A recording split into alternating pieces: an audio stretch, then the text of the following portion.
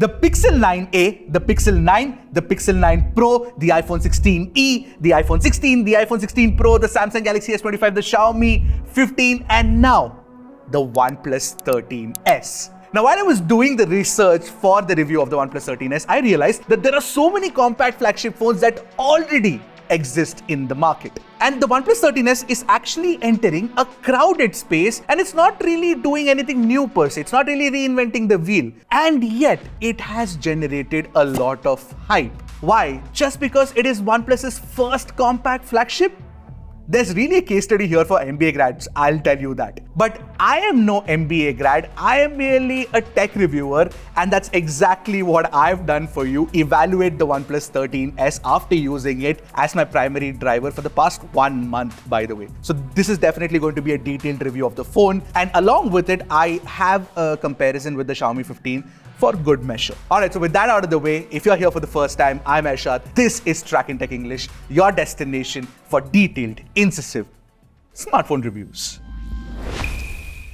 Now, as far as compact phones go, the OnePlus 13s's design is kinda impeccable. You get premium materials like a glass back and aluminum frame, you've got tight tolerances everywhere, and you get excellent fit and finish too. Plus, I really love the design of this camera module for some odd reason. It is nicely fused and, attaches to the back like it's a part of it and it's just extending out of it. It's very good looking. Truth be told, I actually prefer the design of the OnePlus 13s over even the more expensive OnePlus 13 and less expensive OnePlus 13R. Truly, OnePlus has cooked with the design here.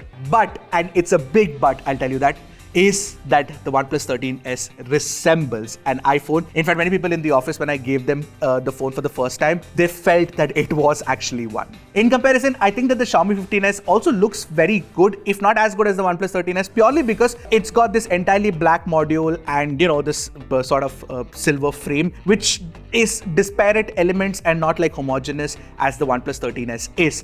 But having said that, it also uses premium materials like glass and metal. And if you compare them side by side, both these phones are also equally slim and light, just like our chances of, getting more subscribers to our channel and hitting 1 million subscribers.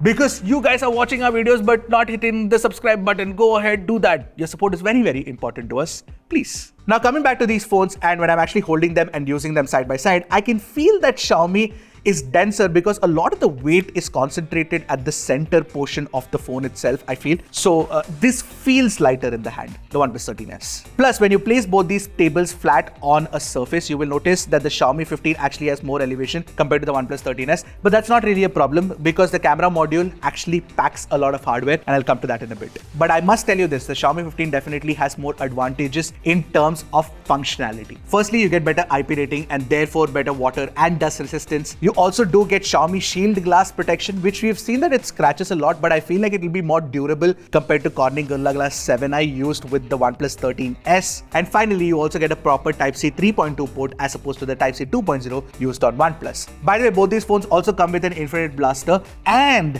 the alert slider on the OnePlus 13s has been replaced with the plus key. I'll talk about that in the software section of the review. Alright, now it's time to talk about the raison d'etre of these two phones, the compact displays. Now, Xiaomi has a slightly larger display compared to OnePlus. It also has a taller aspect ratio. Now, when you put these two together, you realize that OnePlus is a little more compact and handy feeling, at least in the hand. Now, when you compare the bezels, I really like Xiaomi's approach here because what it has is 1.38mm sized bezels all around the display, which means that it's completely symmetrical. OnePlus goes the other way because what it has are 1.34mm bezels, definitely smaller than the ones on the Xiaomi 15, but it's only on 3 sides. At the bottom, the chin is larger. And therefore, since Xiaomi has symmetry in its bezels, I kind of like it better. It's just something that I prefer. Regardless, you do get very high quality OLED displays on both these phones, and these do also come with LTPO technology, which means that they can refresh down to 1 Hz and refresh anywhere between 1 Hz to 120 Hz, which means also that you will get better power efficiency. The other good thing is both these also support Dolby Vision playback on Netflix. Now, whenever I take any phone out of the box, the first thing I do is change the display settings to Pro Color mode because I prefer it to be closer to neutral and closer to accurate. And both these phones actually do a very good job. These are excellently tuned panels for sure. Although while testing them side by side, which not a lot of people are going to be doing, regardless, I did it for you guys. And when I did that, I noticed that OnePlus has a slightly warmer target. And it was clearly visible in the Faces 8K video that I saw. Xiaomi is closer to neutral here. The other advantage with Xiaomi is that it offers a 12-bit panel, which means that you definitely get a wider array of colors. The color gamut is wider compared to the 10-bit panel on the OnePlus 13s. Now, I have to tell you this, 10-bit on the OnePlus 13s, it's not like a big deal breaker or anything. In fact, it's not even remotely a problem to be considered. Primarily because there's not too much 12-bit content out there for you to enjoy that on this display, on the Xiaomi 15 display. Now, what will matter, however, is how does HDR content look on YouTube, which is something that most people will definitely look out for. And in that scenario, I feel like both these actually do a very good job of highlight control and shadow detail retrieval as well. Both are almost equally well tuned. And they, of course, look very flagship grade as well. But when I did check out Dolby Vision videos on Netflix, Xiaomi definitely has an advantage because not only does the content look brighter, the wider color gamut probably helps here because it does look punchier as well. Although this is when you're using the display indoors and watching content. But when you take it outdoors and when you have to use your phone normally, then OnePlus is better because the high brightness mode metric is 1600 nits as opposed to 1000 nits on the Xiaomi 15, and therefore under direct sunlight, OnePlus shines brighter. Now, two other aspects of the display that I generally like discussing is the in-display fingerprint scanner and the haptic feedback of the motor, right? Now, the haptic feedback motor on the Xiaomi 15 is tighter, it's also denser. It's not like, the OnePlus 13s is bad because it's got O haptics, but the vibration motor is not as good as the one on the Xiaomi 15. It feels a little more refined. The other major advantage with Xiaomi 15 is that you get an ultrasonic in-display fingerprint scanner as opposed to optical in-display fingerprint one on the 13s. Xiaomi 15 speakers are better too. It's got more depth, it's got more bass. Take a listen to it for yourself.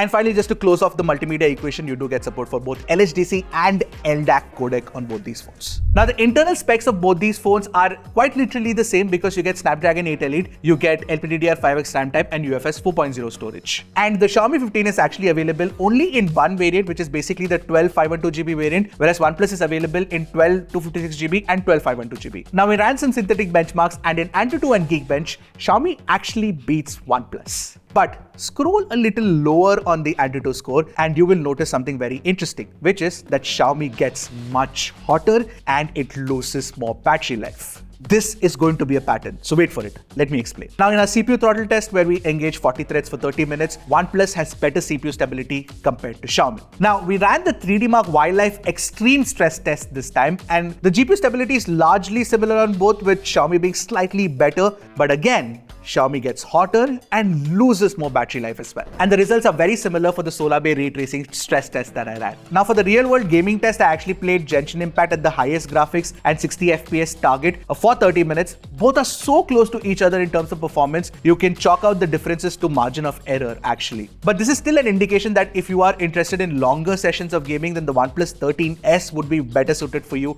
as opposed to Xiaomi 15. Now that I've broken down the performance for you in detail, I can tell you this with a fair bit of confidence that I kind of prefer the performance of the OnePlus 13s. It is very smartly tuned, it is very well balanced, it manages thermal efficiency well and gives you good performance at the same time. The Xiaomi 15 on the other hand can definitely be a little more conservative to give you better performance and control the heat and not throttle as much. And this also directly impacts the battery life because with the OnePlus 13s, what we're getting is definitely better battery life. So I am almost always getting anywhere close to 7 hours of screen on time. And with Xiaomi, I was getting anywhere between 6 to 6.5 hours of screen on time. So typically you can expect anywhere between 45 minutes to 1 hour of extra screen on time with the OnePlus 13s, which means that for all the compact flagships that we've tested till date here at Trakin Tech, the OnePlus 13s has the best battery life. But not everything's hunky-dory because it uses a single cell graphene battery and the battery times or battery charging times actually vary depending on the temperature of your room. In one instant,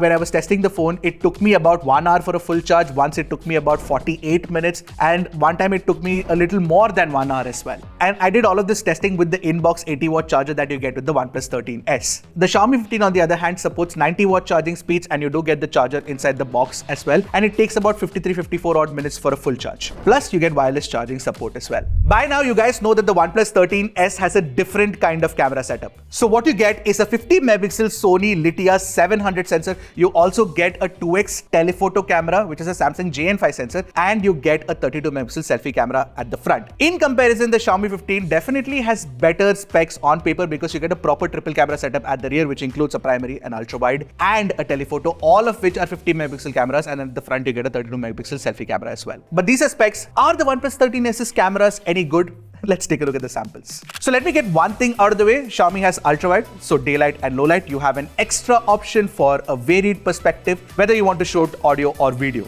And by the way, video can be recorded at 4K 60 FPS using the ultra wide angle camera on the Xiaomi 15. Now coming to the primary camera, despite having a smaller sensor, I noticed that OnePlus captures more details and sharper textures in daylight, especially when you take a look at the 100% crop. But the larger sensor on the Xiaomi comes in handy in low light shots because it just captures way more details than OnePlus and beats the living daylights out of it. HDR tuning, on the other hand, is largely identical on both, with a little bit of an added contrast that I noticed with Xiaomi's shots. Color tuning and reproduction is closer to neutral on OnePlus compared to Xiaomi, which has a distinctive look both in the Leica Vibrant and the Leica Authentic modes. But if you want to trust one phone for closer to accurate colors, then OnePlus would be the one for you. Skin tones on both are terribly off the mark, honestly. Definitely not anywhere close to neutral or authentic. OnePlus has a warm cast that doesn't look too bad though, honestly, and Xiaomi on the other hand is completely messed up. Xiaomi's skin tone rendition is so off that it shoots completely different tones in the portrait shots captured at different focal lengths, as you can tell.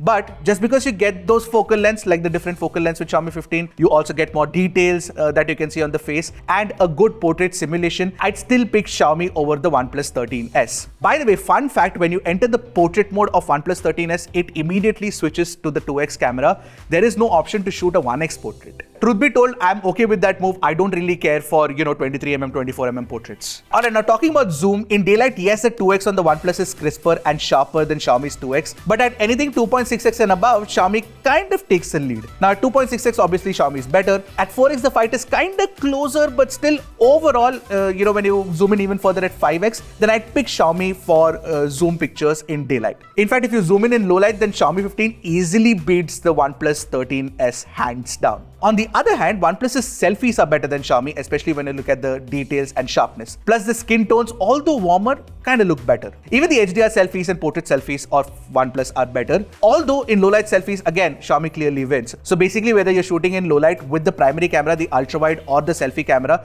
Xiaomi actually beats OnePlus. In video recording, obviously, Xiaomi can do ultra wide angle video recording, like I said, so that gives it an immediate advantage. But Xiaomi's selfie camera can also do 4K 60 FPS video recording, where OnePlus tops out at 4K 30 FPS. Now, I did compare the 4K 30 FPS, on both the phones, and what I noticed is Xiaomi just looks and records much better video quality. Now, with the primary camera on both these phones, you can actually shoot 4K 60 FPS Dolby Vision videos. I'm obviously not going to show the comparison for you guys. We've captured the footage and we've, created a G Drive link for you. Just go ahead and check those videos in the G Drive link itself. And you guys let me know what you think of the Dolby Vision video recording of both these phones. But what I did compare is 4K 60 FPS without HDR, and that's what a lot of people will be using anyway. And Xiaomi does a better job of details and dynamic correction. And stabilization, if you look at it, is largely similar on both, which is to say that it's passably good. Although on the other hand, sound recording is clearly superior on OnePlus. Now both these phones can record at 4K 60 FPS using the primary camera.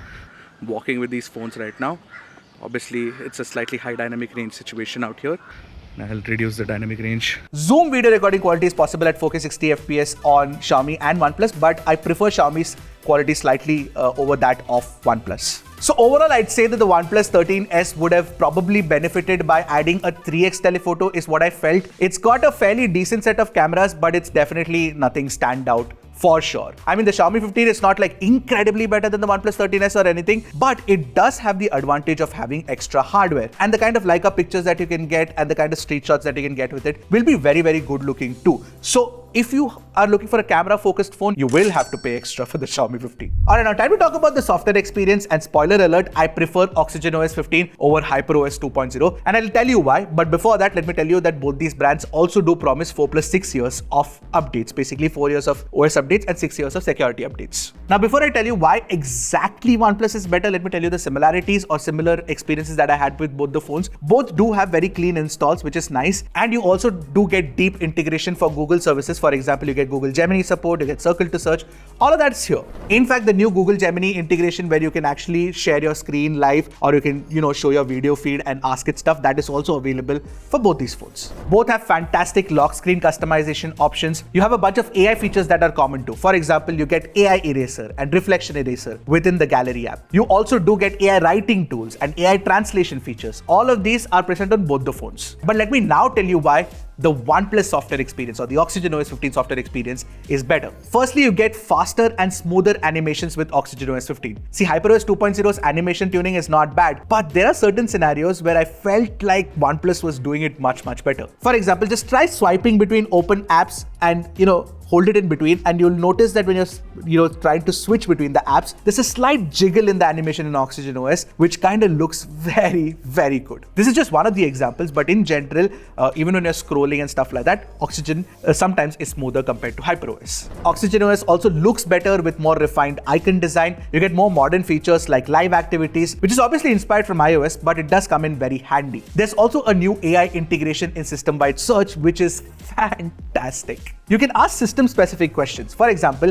I asked if I could change the low power mode to switch on automatically to 20%, and it directed me to the right setting. And the new Dialer app is absolutely insane. You can not only record calls, you can get real-time translations, and recorded calls are stored in the Recorder app, and you can make summaries of calls from there. Now, these summaries were also created in multi-language conversations that I was having, because generally when I speak to somebody, I switch between Hindi and English depending on whatever I'm feeling in my head, right? And yet it managed to create a very good summary of the conversation for me. It's possibly some of the best language translations that I've seen till date, which is very nice. That's not it. All of these call recordings and summaries do have deeper integration within the AI search itself that I mentioned earlier, which means you can ask something specific about any conversation that you had with someone recently, and if it's recorded for you, and it will give you the right answer. It's truly mind-blowing use of AI, and it's done very well. Now, while I was pretty much blown with the AI search and the AI call assistant features, the plus key and the Mindspace integration left me wanting for more. This is very similar to Nothing's Essential Key. Essentially, when you press it once, it will create a memory for you and store that in the Mindspace. And once that memory is created within Mindspace, it will use AI to create summaries for you. It will do automatic categorization, creating hashtags, all of those things. And it has added functionalities on top of it. For example, if you've captured a memory of, say, an event, it will automatically add that event to the calendar. But that's about it. Right now, there are no more added features, so it feels a little threadbare at the moment. And I'm not enthused enough to use it until we get more AI integrations and better AI integrations. Which is why I am not using the plus key as Mindspace in my regular usage. I've been using it as an alert slider replacement. So I switch between ringer, vibrate, and silent depending on what the situation is required. This minor gripe aside, everything about the software is actually fantastic, and I prefer it over Xiaomi 15's HyperOS experience. After using the OnePlus 13s, what I felt was that the OnePlus 13s is a compact OnePlus 13R with an upgraded Snapdragon 8 Elite processor instead of a compact OnePlus 13. And that's purely because of all the compromises here. You do not get IP68 rating, you do not get any wireless charging, it's USB 2.0, and the cameras are, slightly above average at best. All of which, if you remember, is kind of true about the OnePlus 13R and definitely not true about the OnePlus 13. Having said that, I'm still not really disappointed with the OnePlus 13s or anything, primarily because it gets some of the basics absolutely right. And these basics are very essential for compact phones. For example, the design of the phone, which looks fantastic, and the in-hand feel, which is also excellent. It actually, like I said, feels more premium than the OnePlus 13. Plus, the performance tuning is very well balanced. You get class-leading battery performance, and most importantly, class-leading software experience as well. And considering OnePlus has been sensible about pricing the device right, I feel like people will be able to live with these compromises. And let me tell you something, if the Xiaomi 15 had to be available at the price of the OnePlus 13s, it would have probably had to make similar kind of compromises in the hardware feature as well. And yet it wouldn't be able to reach the kind of software capabilities that the OnePlus 13s brings to the table. So yeah, that's like the OnePlus 13s in a nutshell for you. And I feel like this could be OnePlus's dark horse, at least in terms of capturing mindshare, if not market share. What do you folks feel about that assessment of mine? Do let me know in the comment section below. I'll see you guys in the next one. Until then, keep tracking and stay safe.